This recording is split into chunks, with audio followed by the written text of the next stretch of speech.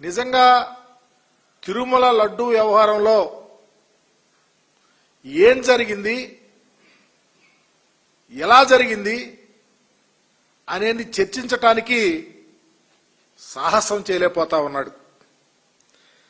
గత 4 రోజుల నుంచి శాసనమండలిలో హెరిటేజ్ దానికి సంబంధించి ఇందాపూర్ వ్యవహారానికి సంబంధించి చర్చ పెట్టమంటుంటే వాయిదా తీర్మానాన్ని తిరస్కరిస్తున్నటువంటి తీరు కూడా చూశాం.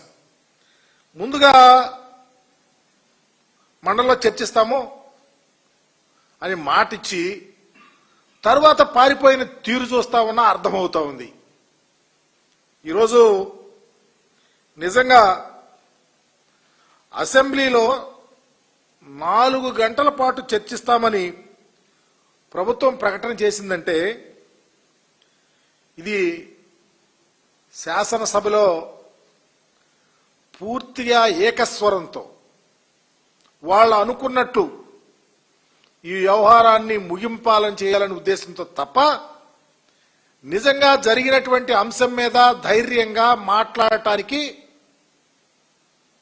సాహసం చేయలేని పరిస్థితిలో ఈరోజు తెలుగుదేశం ప్రభుత్వం అని చెప్పడానికి పూర్తిగా ఆధారాలున్నాయి. వైఎస్ఆర్ కాంగ్రెస్ పార్టీ శాసనసభలో ఉండుంటే, నిజంగా ప్రతిపక్ష హోదా కల్పించుంటే ఈరోజు లడ్డూ వ్యవహారంలో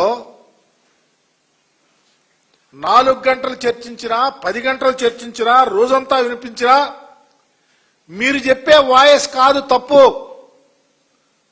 దేవదేవుణ్ణి పూర్తిగా మీరు వక్రీకరిస్తున్నారని చెప్పడానికి ఆస్కారం ఉండేది.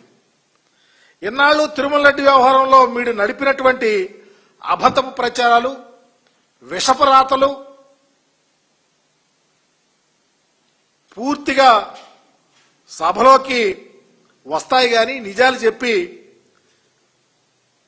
ప్రజలకు న్యాయం జరిగే విధంగా జరిగిన విషయాన్ని కూలంకషంగా చెప్పే అవకాశాలే ఉండవు.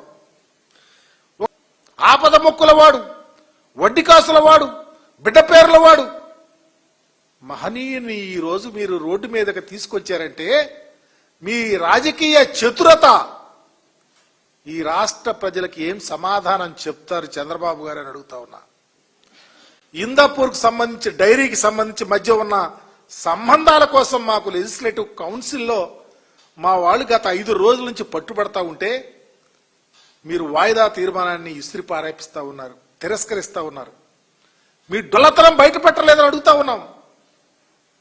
మీ యొక్క చేతకారితనం దాంట్లో అర్థం అవటం లేదా? ఎందుకు చర్చించలేకపోతా ఉన్నారు? ఎందుకు మీకు ఆ దమ్ము లేదు?